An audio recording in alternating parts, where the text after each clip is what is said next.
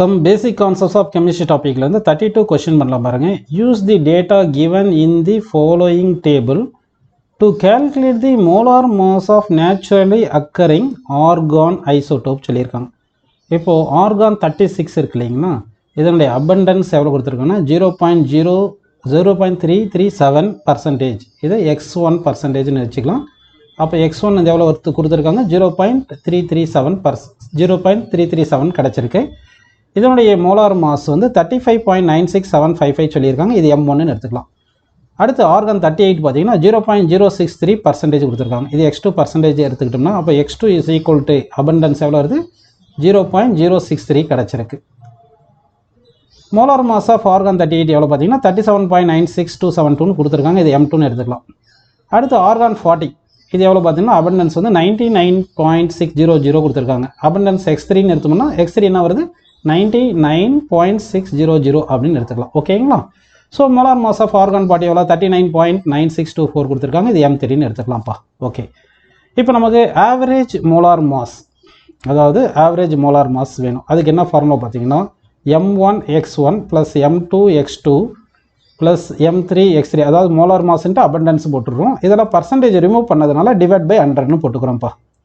ஓகேவா. First M1 எவ்வளோ சொல்லியிருக்காங்க பாருங்கள் 35.96755 இன்ட்டு x1.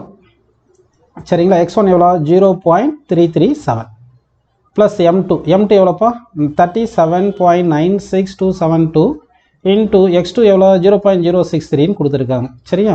ப்ளஸ்ன்னு போட்டுட்டு M3 எவ்வளோ 39.9624 இன்ட்டு x3 அபண்டன்ஸ் எவ்வளோ பார்த்தீங்கன்னா 99.600 அப்படின்னு எடுத்துக்கலாம்.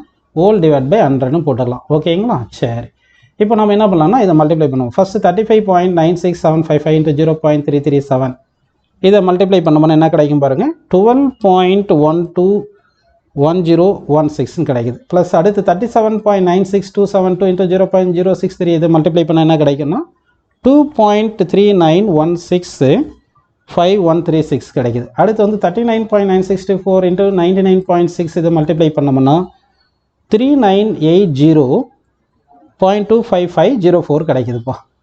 இது மொத்தத்துக்கும் டிவைட் பை 100ன்னு போட்டுக்கணும். ஹோல் டிவைட் பை 100ன்னு போட்டுக்கலாம். ஓகேவா.